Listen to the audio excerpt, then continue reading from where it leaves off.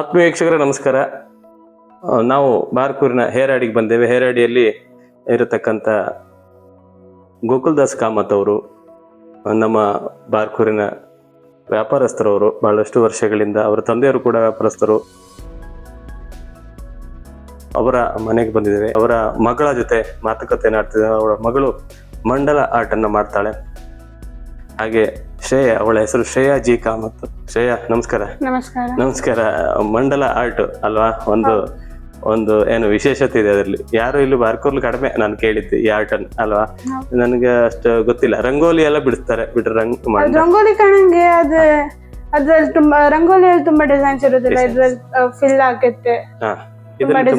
Design ಇದೆ. ಹಾಗೆ ಈ ಆರ್ಟ್ ಅಲ್ಲಿ ಎಷ್ಟನೇ ವರ್ಷ ಶುರು ಮಾಡಿದ್ವಿ ಈ ಆರ್ಟ್ ಅನ್ನ?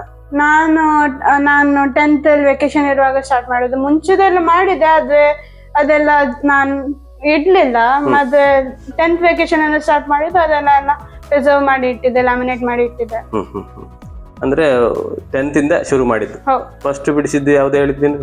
ಫಸ್ಟ್ ನಾನು ಖಾಲಿ ಸರ್ಕಲ್ಸ್ ಹಾಕಿ ಬಿಡಿಸಿದ್ದು. ಮತ್ತೆ ನಾನು ಸೆಕೆಂಡ್ ಮಾಡೋದು ಗಿಟಾರ್ ಇದ್ದು. ಥರ್ಡ್ ನಾನು ಒಂದು ಕೃಷ್ಣನ್ ಫ್ಲೂಟ್ ಮಾಡಿದೆ. ಮತ್ತೆ 4th ಫ್ಲವರ್ ಮಾಡಿದೆ. ಅರ್ಧ ಫ್ಲವರ್ ಅರ್ಧ ಮಂಡಲ ಇದೆ ಅದ್ರಲ್ಲಿ. ಮತ್ತೆ ಅದೇ ಆತ ಮತ್ತೆ ಅವಲ್ ಮಾಡಿದೆ. ಅದಷ್ಟು ಸರಿ ಆಗ್ಲಿಲ್ಲ, ಬಟ್ ಮಾಡಿದೆ. ಅಂದ್ರೆ ಈಗ ಈ ಆರ್ಟ್ ಅಂದ್ರೆ ನಿನಗೆ ಅಂದ್ರೆ ಆಸಕ್ತಿ ಬರ್ಲಿಕ್ಕೆ ಕಾರಣ ಏನು? ನಿನಗೆ ಅಂದ್ರೆ ಇಂಟ್ರೆಸ್ಟ್ ಇದ್ರಲ್ಲಿ ಮಾಡುವ ಅಂತ? ಅಂದ್ರೆ ನಮ್ ಮನೇಲಿ ಬೋರ್ ಆಗ್ತಿತ್ತು. ವೆಕೇಶನ್ಸ್ ಎಲ್ಲ ಎಂತ ಮಾಡುದಿಲ್ಲ. ಪೇಪರ್ ಪೆನ್ ತಕೊಂಡ್ ಸ್ಟಾರ್ಟ್ ಮಾಡುದು. ಮತ್ತೆ ಇಂಟ್ರೆಸ್ಟ್ ಬಂತು, ಮಾಡ್ತಾ ಹೋದೆ. ಈಗ ತುಂಬಾ ಮಾಡಿದೆ ನಾನು. ಅದ್ರ ಡ್ರಾಯಿಂಗ್ ಕ್ಲಾಸಿಗೆ ಹೋಗಿದ್ದೆ ನೀನು? ಹೌದು, ನಾ ಡ್ರಾಯಿಂಗ್ ಕ್ಲಾಸಿಗೆ ಹೋಗಿದ್ದೆ. ಅದು ಗುರುನಾನಕ್ ಮಂದಿರದಲ್ಲಿ. ಅದ್ರಲ್ಲಿ ಆಕ್ಚುಲಿ ನಾನು ಪ್ಲೇನ್ ಡ್ರಾಯಿಂಗ್ಸ್ ಕಲ್ತಿದ್ದೆ. ಇದೆಲ್ಲ ನಾನೇ ಸ್ಟಾರ್ಟ್ ಮಾಡೋದು. ಅದು ನಾನು ಗೂಗಲ್ ಅಲ್ಲಿ ಕಂಡು ಅದೇ ತರ ಮಾಡೋಕ್ ಟ್ರೈ ಮಾಡಿದೆ. ಎಲ್ಲ ನೋಡಿ ಇಂಟರ್ನೆಟ್ ಅಲ್ಲಿ ನೋಡಿ ಪ್ರಾಕ್ಟೀಸ್ ಮಾಡಿ ಸ್ಟಾರ್ಟ್ ಮಾಡಿ. ಆದ್ರೆ ನಿಮ್ಗೆ ಅಂದ್ರೆ ನಿಮ್ಮ ಮನೆಯಲ್ಲಿ ಯಾರು ಅಂದ್ರೆ ಈ ಡ್ರಾಯಿಂಗ್ ಬಿಡಿಸುವ ಯಾರು ಇದ್ರ? ಅಂದ್ರೆ ಇದಕ್ಕೆ ಆಸಕ್ತಿ ಬರ್ಲಿಕ್ಕೆ ಏನಾರು ಹಿರಿಯರು ಯಾರು ಇದ್ರ ನಿಮ್ಮ ಮನೆಯಲ್ಲಿ? ಯಾರು? ಸೊ ನನ್ನ ಅಮ್ಮನ ಅಪ್ಪ ಅವರು ಸ್ಕೆಚಿಂಗ್ ಎಲ್ಲ ಮಾಡ್ತಿದ್ರು.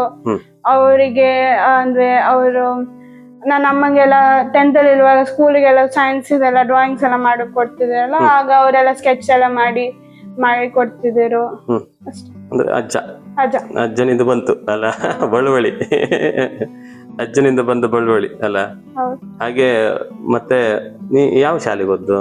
ನಾನು ಫುಲ್ ನಂದು ಫಸ್ಟ್ ಸ್ಟ್ಯಾಂಡರ್ಡ್ ಇಂದ 12th ತನಕನು ಲಿಟ್ವಾಕ್ ಅಲ್ಲೇ ಮಾಡುದು. ಮತ್ತು ಕಿಂಡರ್ ಗಾರ್ಡನ್ ಲಿಟ್ವಾಕ್ ಅಲ್ಲೇ ಮಾಡುದು. ಎಲ್ಲ ಒಂದು 12 ಪ್ಲಸ್ ಒಂದು 13 ಅಲ್ಲ 12 14 15 ವರ್ಷ ಲಿಟರ್ ಹಾಕಲ್. ಈಗ ಮುಂದೆ ಎಲ್ಲಿ?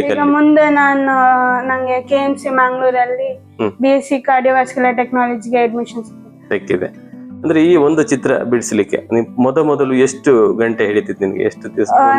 ಫಸ್ಟ್ ಸ್ಟಾರ್ಟ್ ಮಾಡುವಾಗ 1 ದಿವಸ ಹಿಡಿತಿತ್ತು. ಮತ್ತೆ ಈಗಲೂ 1 ದಿವಸ ಹಿಡಿತು. ಅದು ನಾನೀಗ ಪೇಂಟ್ ಎಲ್ಲ ಮಾಡ್ತೀನಿ. ಪೇಂಟ್ ಮಾಡುವಾಗ ಫಸ್ಟ್ ನೀವು ಸ್ಕೆಚ್ ಹಾಕಿ ಮತ್ತೆ ಪೇಂಟ್ ಮಾಡುವಾಗ ಅದು ಡಿಮ್ ಆಗ್ತು. ವಾಪಸ್ ನೀವು ಅದ್ರ ಮೇಲೆ ವಾಪಸ್ ನೀವು ಮಾಡ್ಬೇಕು ಮಂಡಲ. ಅದು ಡಬಲ್ ಕೆಲಸ. ನೀ ಡೈರೆಕ್ಟ್ ಬರೆಯೋದ? ಹೌದು, ನಾನು ಡೈರೆಕ್ಟ್ ಹಾಕ್ತೆ. ಅಂದ್ರೆ ಪೇಂಟ್ ಮಾಡುವಾಗ 2 ಸತಿ ಹಾಕ್ಬೇಕಾಗ್ತ.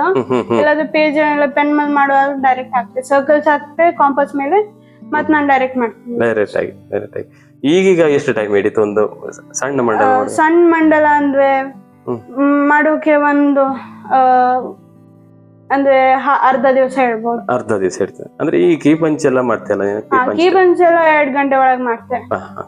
ಡಿಸೈನ್ ಫೈನಲ್ ಆದ್ರೆ ಮತ್ತೆ ಮಾಡೋಕೆ ಈಸಿ ಆಗುತ್ತೆ. ಈಗ ಯಾವ್ದ್ರ ಮೇಲೆಲ್ಲ ನೀನ್ ಮಾಡ್ತಿ? ಅಂದ್ರೆ ಕೀ ಪಂಚ್ ಮೇಲೆ ಮಾಡ್ತಿ? ಕೀ ಪಂಚ್ ಮೇಲೆ ಮಾಡಿದ್ದೆ. ಮತ್ತೆ ಗ್ಲಾಸ್ ಜಾರ್ ಮೇಲೆ ಮಾಡಿದ್ದೆ. ಒಂದು ಗ್ಲಾಸ್ ಬಾಟಲ್ ಮೇಲೆ ಮಾಡಿದ್ದೆ. ಮತ್ತೆ MDF ಬೋರ್ಡ್ ಮೇಲೂ ಮಾಡಿದ್ದೆ. ಒಂದ್ ಕಪ್ ಅಲ್ಲಿ ಮಾಡ್ತಿದ್ದೆ, ಅದಾಗ್ಲಿಲ್ಲ. ಕಪ್ ಮೇಲೆ ಮಾಡ್ತಾ ಇದ್ದಿ? ಈಗ ಮಾಡ್ತಿದ್ದಿ ಅಂದ್ರೆ ಅಲ್ಲಿ ಡಿಸೈನ್ ಬಿಡಿಸುದು ಅಲ್ಲ? ಒಂದೇ ರೀತಿ ಬರಬೇಕಲ್ಲ ಎರಡು. ಈಗ ಮಿರರ್ ಆರ್ಟ್ ತರ ಆಗ್ತದೆ ಕೆಲವು. ಹಾಗೆ ಎಷ್ಟು ಕಷ್ಟ ಇದೆ ಅಲ್ವಾ? ಅಲ್ಲ, ಇದೊಂದು ಗಾಡ್ ಗಿಫ್ಟ್ ಅಂತ ಹೇಳುವುದು ಅಲ್ವಾ? ಅಂದ್ರೆ ಒಂದ್ಸತಿ ಗೊತ್ತಾದ್ರೆ ಮತ್ತೆ ಮಾಡೋಕೆ ಮಾಡಿ. ಗುರುಗಳು ಯಾರಿಲ್ಲ ಇದಕ್ಕೆ ನೀನೇ ಕಲ್ತದ್ದು? ಇಂಟರ್ನೆಟ್ ನಲ್ಲಿ ನೋಡಿ ಕಲ್ತಲ್ವಾ? ಮನೇಲಿ ಟೈಮ್ ಪಾಸ್ ಆಗುದಿಲ್ಲ ಅಂತ ಕಲ್ತದ್ದು ಅಲ್ವಾ? ನೋಡಿ ವೀಕ್ಷಕರೇ, ಮನೆಯಲ್ಲಿ ಸುಮ್ಮನೆ ಅಂದ್ರೆ ಟೈಮ್ ಪಾಸ್ ಆಗೋದಿಲ್ಲ ಅಂತ ಒಂದು ಕಲ್ತ ವಿದ್ಯೆ ನೋಡಿ ಅವಳಿಗೆ ಬಹಳಷ್ಟು ಹೆಸರು ತಂದು ಕೊಡ್ತಾ ಇದೆ. ಈಗ ಬಹಳಷ್ಟು ಉತ್ತಮ ರೀತಿಯಲ್ಲಿ ಬಿಡಿಸಿದ್ದಾಳೆ. ನೀವು ನೋಡ್ತಾ ಇದ್ದೀರಿ, ವಿಡಿಯೋದಲ್ಲಿ ಬರ್ತಾ ಇದೆ. ಬಹಳಷ್ಟು ಉತ್ತಮ ರೀತಿಯ ಒಂದು ಕಲೆ, ಅಂದ್ರೆ ಅದನ್ನು ಬಿಡಿಸಿದ ರೀತಿ ಕೂಡ ಉತ್ತಮವಾಗಿದೆ. ಹಾಗೆ ಮುಂದೆ ಏನ್ ಮಾಡ್ಬೇಕಂದ್ರೆ ಶ್ರೇಯ ನಿಮ್ಗೆ ಮುಂದೆ? ಮುಂದೆ ಅಂದ್ರೆ ಈಗ ಎಜುಕೇಶನ್ ಮೇಲೆ ಫೋಕಸ್ ಮಾಡ್ತೀನಿ. ಆದ್ರೆ ಅಂದ್ರೆ ಮಂಡಲ ಬಿಡುದಿಲ್ಲ, ಆದ್ರೆ ಫ್ರೀ ಟೈಮ್ ಅಲ್ಲಿ ಮಾಡುದು, ಬೋರಾಗ ಮಾಡುದು, ಅಂದ್ರೆ ಅದು ರಿಲೀಫ್ ನಂಗೆ. ಮತ್ತೆ ತಂದೆಯವರ ಹೆಸರೇನು? ನನ್ನ ಅಪ್ಪನ ಹೆಸರು ಕೆ ಗೋಕುಲಾಸ್ ಕಾಮತ್. ಅಮ್ಮನ ಹೆಸರು? ಶ್ರದ್ಧಾಜಿ ಕಾಮತ್. ಶ್ರದ್ಧಾಜಿ ಕಾಮತ್. ಅವರಿಬ್ಬರ ಸಪೋರ್ಟ್ ಹೇಗಿದೆ ನಿಮಗೆ? ಅವ್ರು ಫುಲ್ ಸಪೋರ್ಟ್ ಮಾಡ್ತಾರೆ. ಅವ್ರು ನಂಗೆ ಒಂದ್ ಇನ್ಸ್ಟಾಗ್ರಾಮ್ ಪೇಜ್ ಮಾಡೋಕು ಹೇಳಿದ್ರು.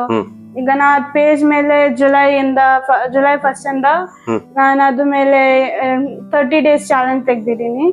ಆ 30 days ಅಲ್ಲಿ ಜುಲೈ 30 ತನಕ ನಾನು ಡೈಲಿ ಇದ್ ಮಾಡ್ತಿದ್ದೀನಿ. ಅಂದ್ರೆ ಡೈಲಿ ಒಂದ್ ಮಂಡಲ ಆರ್ಟ್ ಪೋಸ್ಟ್ ಮಾಡ್ತಿದ್ದೀನಿ, ಕೀಬನ್ಸ್ ಪೋಸ್ಟ್ ಮಾಡ್ತೀನಿ, ಅಂದ್ರೆ ಡೈಲಿ ಪೋಸ್ಟ್ ಮಾಡ್ತಿದ್ದೀನಿ. Daily post. ಇನ್ಸ್ಟಾಗ್ರಾಮ್ ಹೆಸರು ಎಂತ?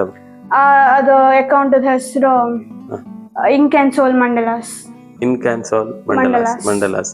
ಹಾಗೆ ಎಲ್ಲರೂ ಫಾಲೋ ಮಾಡಿ ಶ್ರೇಯನ ಅಲ್ವಾ. ನಾವು ಲಿಂಕ್ ಕೂಡ ಹಾಕ್ತೇವೆ ಈ ವಿಡಿಯೋ ಜೊತೆಗೆ. ಆ ಲಿಂಕ್ ಜೊತೆಗೆ ಹೋಗಿ ಇನ್ಸ್ಟಾಗ್ರಾಮ್ ಅಲ್ಲಿ ಫಾಲೋ ಮಾಡಿ. ಉತ್ತಮ ರೀತಿಯ ಒಂದು ಮಂಡಲಗಳು ನಿಮಗೆ ದೊರೆಯುತ್ತದೆ ಅಲ್ವಾ, ಮಂಡಲ ಚಿತ್ರಗಳು, ಮಂಡಲ ಆರ್ಟ್ಗಳು.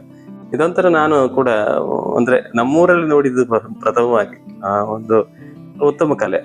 ಅದು ಆಗ್ಲಿ, ನಿನಗೆ ಒಳ್ಳೇದಾಗ್ಲಿ. ಅಂದ್ರೆ ಮುಂದಿನ ವಿದ್ಯಾಭ್ಯಾಸ ಕೂಡ ಉತ್ತಮ ರೀತಿ ಸಾಗ್ಲಿ. ಮತ್ತೆ ಈ ಮಂಡಲ ಆರ್ಟ್ ಅನ್ನು ಕೂಡ ಬಿಡಬೇಡ, ಇದನ್ನ ಮುಂದುವರ್ಸ್ಕೊಂಡು ಹೋಗು. ನಿನಗೆ ನಮ್ಮ ಪರವಾಗಿ, ನಮ್ಮ ಎಲ್ಲ ರೀತಿಯ ವೀಕ್ಷಕರ ಪರವಾಗಿ ಪ್ರೀತಿಯ ಧನ್ಯವಾದಗಳು ಶ್ರೇಯ. Thank you.